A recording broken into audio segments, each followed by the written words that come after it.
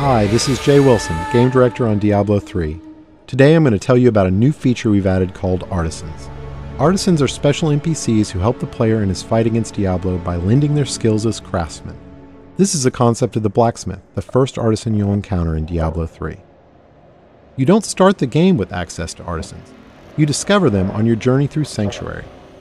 The loyalty of these craftsmen is not given freely, it has to be earned. When you encounter them in the game, you'll have to gain their trust and loyalty by being the hero that we all know you are. Once you've gained their trust, they will follow you throughout your adventures, aiding you any way that they can.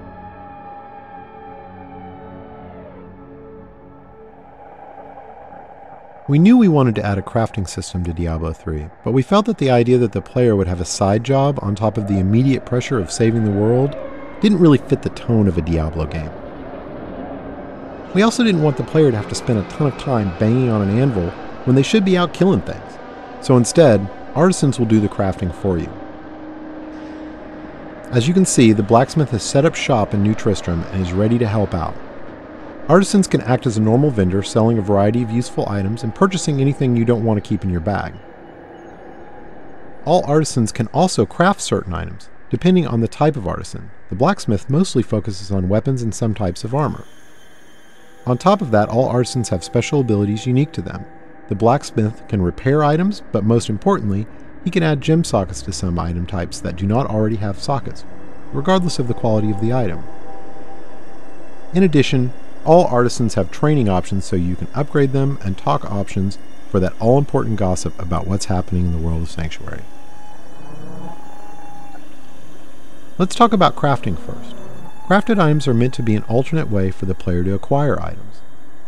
Artisans learn recipes for items as they level up, but some of the best recipes are found in the game world as drops off of monsters. Once an artisan has learned a recipe, he can craft it as long as you provide the materials and some gold to cover his expenses. In keeping with Diablo tradition, we didn't want a crafting system that produced completely predictable items, so most items your artisan creates will have a series of set and random properties. Here we see a few items that have some set, but mostly random properties. These could be good for any class depending on what properties they produce.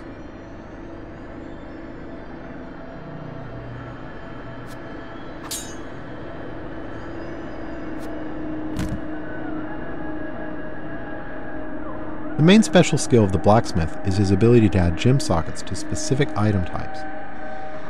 This is regardless of quality of the item, so a rare or legendary weapon could have sockets added to it. This allows gems to be used to a much greater degree in Diablo III than the previous games.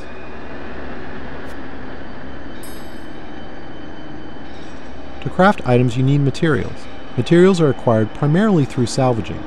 You can use a special artifact you acquire that allows you to break items down into materials that can be reused in the crafting process. This has a couple of advantages. Less trips to the vendor to sell items because you can easily break them down while you're adventuring, and any items you don't need you can recycle in the hopes that they can be turned into something better. Artisans can be improved over time. The artisan does this by using crafting materials you provide him to train and practice. As you can see, once you've acquired the right materials, the upgrade process is quick. The goal here is to put the time investment into acquiring the materials you need through fighting monsters, not have you spend tons of time in town with your vendor. One of the great things about artisans is that they are visualized in the world. As you can see, now that the blacksmith has leveled up, the look of his shop is improved. Here's an example of how much a single artisan can improve throughout the game with this fully upgraded blacksmith. Once you're done dealing with your artisan, you're free to take your newly acquired fat loot and return to monster fighting and rainbow viewing.